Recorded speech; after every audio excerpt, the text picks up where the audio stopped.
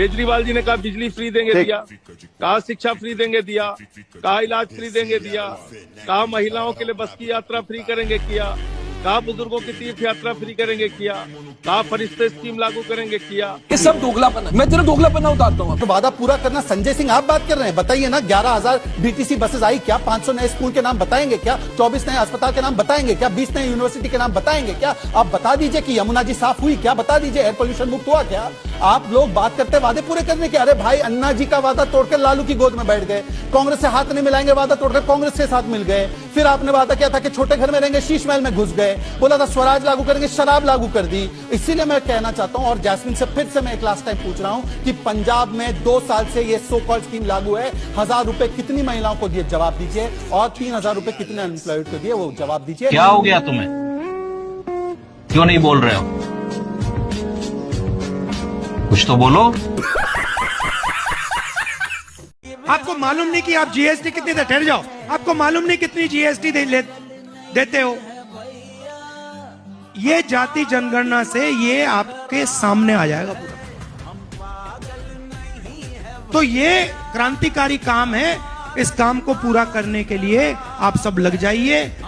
1 तारीख को वक्फ बोर्ड के इमामों को तनख्वाह मिलती है, जिस तरह से दिल्ली सरकार के विधायक को मिलती है, उस तरह से इनको 1 तारीख को मिलती है। मौलवियों को तो तनख्वाह दे रहे हैं, अरे भाई आप पुजारियों को क्यों नहीं वेतन दे रहे हैं? पुजारियों ने तुम्हारा क्या बिगाड़ा है? बताइए, राम मंदिर के लिए उन्होंने 10 रुपए का दान दिया हो, सब हज हाउस के लिए दिल्ली में द्वारका में बन रहा है 100 करोड़ रुपए दिया, गुरुद्वारे में दे रहे हो क्या? पुजारियों को दे रहे हो क्या? मंदिरों से भी टैक्स लिया जा रहा है, तो दूसरे धर्म को क्यों दिया जा रहा है? एक ही धर्म का ख्याल क्यों रखा जा रहा है? 2 मुंह का सांप होता है ना, वो दो मुंह वाले सांप है केजरीवाल जी। किसी एक धर्म संप्रदाय को विशेष सुविधाएं दी जाए और अन्य किसी धर्म संप्रदाय को सुविधाएं न दी जाए, ये बात तो गलत है। केजरीवाल ने आपके लिए कोई सुविधा की? कोई सुविधा नहीं की जी हमारे लिए। आप लोगों ने सपोर्ट किया केजरीवाल को, लेकिन उसके बाद भी उन्होंने तुष्टीकरण किया। उन्होंने मौलवियों को तो सैलरी दी, पर आप लोगों को नहीं। हमको कोई सैलरी नहीं। इसी बात की नाराजगी? हाँ जी, इसी बात की नाराजगी।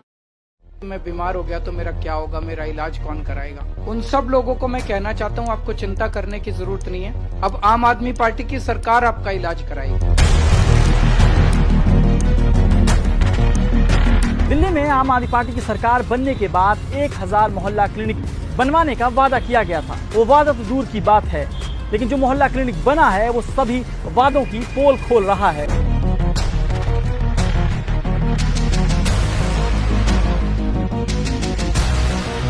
जब स्टार्ट हुआ था करीब 1 महीना चला है, 1 डेढ़ महीने चला है, उसके बाद से बंदी पड़ा हुआ है। 1 साल हो गए। जब से बना है तब से ऐसे ही है। आप किसी से पूछ लें, जाके मोहल्ले में पूछ लें। दिल्ली सरकार द्वारा खोले गए मोहल्ला क्लिनिक पर गंभीर आरोप लग रहे हैं। आरोप ये है कि ऐसी दवाई लिखी गई डॉक्टरों द्वारा जिससे 16 बच्चे बीमार हुए और जिनमें से 3 की जान चली गई। ये मोहल्ला क्लिनिक ही पिछले कुछ महीनों से दिल्ली के अंदर बीमार चल रहे हैं। बताया ये जा रहा है कि पिछले 2-3 महीने से इन मोहल्ला क्लिनिक में दवाओं की किल्लत हो रही है, टेस्ट नहीं हो रहे, यहाँ तक कि यहाँ पर जो स्टाफ काम कर रहा है उसका भी 2-3 महीने से वेतन नहीं दिया गया।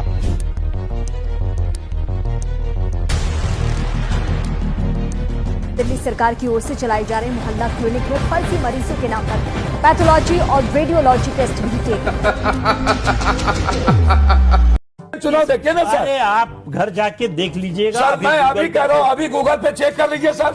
मैं आपको चैलेंज करता हूँ। किसी भी प्राइम मिनिस्टर को 50% से ज्यादा वोट नहीं मिला। राजीव गांधी को जब 400 नेहरू जी को तब भी नहीं मिला। नेहरू जी को 50% से ज्यादा है, नहीं मिला। लाल बहादुर शास्त्री को गलत जानकारी है आपकी। सर मुझे सही जानकारी है, एकदम गलत जानकारी। सर मैं तो कह रहा हूँ गूगल पर अभी चेक किया जाए। वो हो जाएगा। आगे एक चीज बताइए सर, अभी चेक किया भाई।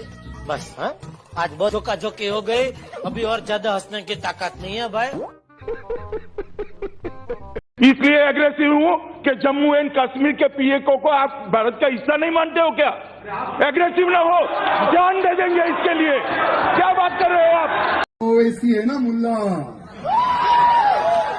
वो कहता है, हमारे योगी जी ने कहा है कि इन बांग्लादेशियों के डीएनए में जिन्ना का खून है, तो ये जिन्ना को तकलीफ हो गई, ओवैसी जिन्ना को तकलीफ हो गई। ओवैसी जिन्ना कहता है कि बांग्लादेशी मुसलमान से भारत के मुसलमान को क्या लेना देना। तो मैं वो ओवैसी से पूछना चाहता हूं अरे बैरिस्टेड, डुप्लीकेट बैरिस्टेड।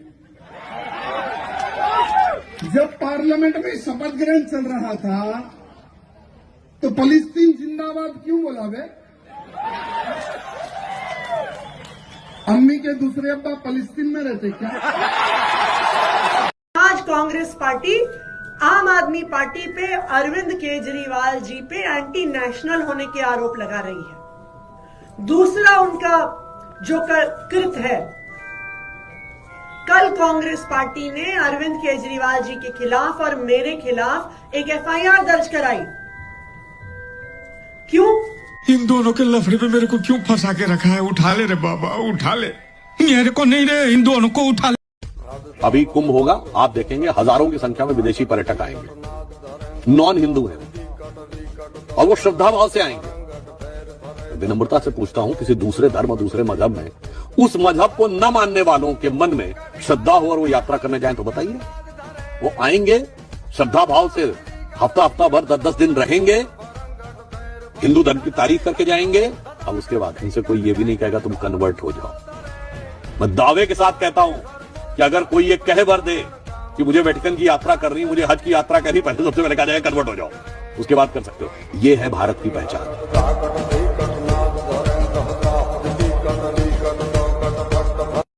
मैं मांग करता हूं कांग्रेस पार्टी से कि 24 घंटे के अंदर अजय माकन के खिलाफ कार्रवाई करें, वरना इंडिया गठबंधन के जो और भी घटक दल हैं उनसे हम लोग मांग करेंगे कि कांग्रेस को इंडिया गठबंधन से अलग करें।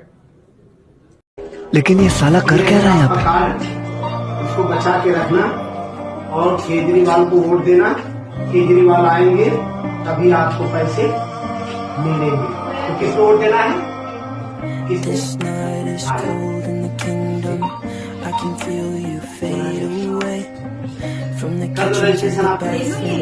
ये घर घर जाके ये फॉर्म भरवाए जा रहे हैं, ये भरे हुए फॉर्म पड़े हैं। अभी तक किसी ने ये जहमत नहीं उठाई कि मांगे किसी से वापस। ये कार्यकर्ता छोड़ के गए हैं मेरे पास। जब तक आप अकाउंट की डिटेल नहीं दोगे पैसा कहाँ से आएगा? छत से तो बरसेगा नहीं जी, कोई हाथ में पकड़ा के जाएगा नहीं जी। आधार से लिंक नहीं होगी अगर स्कीम, तो भी अकाउंट में नहीं जा सकता। ना आधार की डिटेल ले रहे, ना बैंक की ले रहे, सिर्फ और सिर्फ वोटर आईडी लिया जा रहा है। जो वोटर आईडी लिया जा रहा है वो सिर्फ चुनाव के काम आता है। वोटर आईडी, वोटर आईडी से वो आपको कल को फोन करके बोलेंगे कि आप ये स्कीम में अप्लाई किया था, अब आम आदमी पार्टी को वोट दे दो, नहीं तो बीजेपी आ जाएगी और ये स्कीम नहीं आने देगी। ये याद रखिएगा, स्कीम नहीं है, टोटल फ्रॉड है। आपका रजिस्ट्रेशन किसी भी गवर्नमेंट की ऐप में नहीं हो रहा। ये तो अरविंद केजरीवाल जी का काम है कि झूठी स्कीमें लेके आते हैं और अपनी पॉपुलैरिटी की कोशिश करते हैं।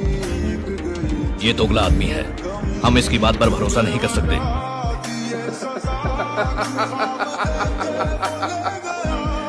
अरविंद केजरीवाल कहते हैं कि भाई मेरे 2 से 3 काम नहीं हो पाए, पर 50 करोड़ का शीश महल कोविड काल के अंदर जनता के पैसे से बनाने के लिए कोई समय फाउंडेशन नहीं आई। मतलब कोविड काल में जहां जनता के लिए पैसे देने थे वहां 50 करोड़ का शीश महल बनाया, कोई नेता ऐसा नहीं कर पाए, तब इनकी कोई प्रायोरिटीज नहीं आई। दूसरी बात, मैंने इनने हमसे पूछा हमने दिल्ली के लिए काम क्या किया। मैं आपको बताना चाहता हूं, पिछले 10 साल में 54,000 करोड़ रुपए से ज्यादा की योजनाएं लॉन्च करी गई। दिल्ली मेट्रो को 31,000 करोड़ रुपए से ज्यादा के पैसे खर्च किए गए। प्रधानमंत्री आवास योजना के तहत 29,976 घरों को मंजूर दिया गया है। 2.37 लाख का लोन मंजूर किया गया है। टोटल अगर मैं आपको बताना चाहूंगा, ईस्टर्न और वेस्टर्न पेरिफेरल रोड 12,000 करोड़ की, प्रधानमंत्री नरेंद्र मोदी 920 करोड़ रुपए का प्रगति मैदान टनल को उद्घाटन किया गया है। तो मेरी पास जो लिस्ट है और मैं आगे बढ़ना चाहूंगा, इंदिरा गांधी इंटरनेशनल हवाई अड्डे के टर्मिनल 1 को एक्सटेंड किया है। 400 इलेक्ट्रिक बसेस हमने महिलाओं को 2,000 रुपए देने की बात भी जुड़ जाएंगी ना भंडारी। ये मुस्लिम है, इनसे एक बार जाति पूछेगा। शिया है, सुन्नी है, अहमदिया बरेली, ये शिया है, सुन्नी है, अहमदी है, बरेलवी है, देवबंदी है, क्या है, एक बार पूछेगा। भाई मैं मुस्लिम हूँ। ये जाति जनगणना के फेवर में थे। मैंने जब इनसे पूछा कि आपकी जाति क्या है, तो ये बोल रहे कि मैं मुस्लिम हूँ सिर्फ। ये क्या बात हुआ? जब यार सुन्नी हो बता दो यार, ये सुन्नी से क्या मैं मुस्लिम होना लेना खड़ा होना मुस्लिम हूँ। तुम का कोई याद बात कर, हम भी हिंदू है।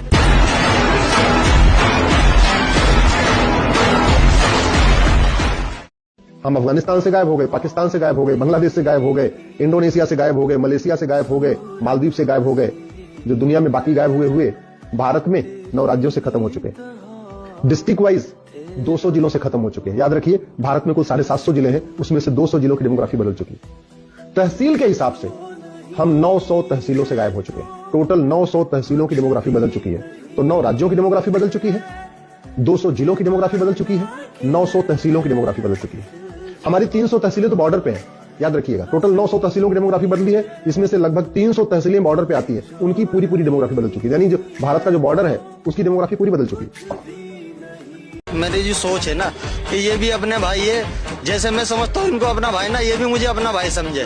इसका एक जवाब दे दूं सर, ये इन्होंने बोला ना कि मैं भी इनका भाई हूँ, तो सीधी सीधी बात है सर, ये लोग ना पहले अपने बहन के भाई बन जाए, उसके बाद हमारे भाई बने।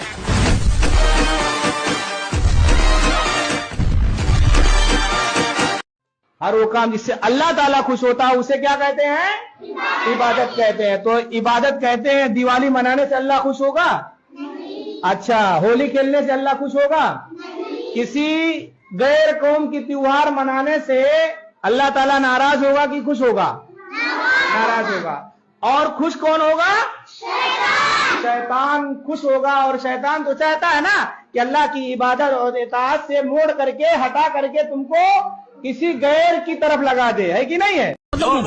तलवारों की डर से कन्वर्ट होकर के मुस्लिम हो गए, वो लोग कह रहे हैं कि हम वीर हैं। अरे वीर तो हम हैं, हजारों तरह के हमने तकलीफें भोगी, हमने सिर कटवा दिए हमारे पूर्वजों ने, लेकिन अपना धर्म नहीं छोड़ा। आप हमसे लड़ना चाहते हो? आंखों में आंख डाल करके देखो तो पता चल जाएगा।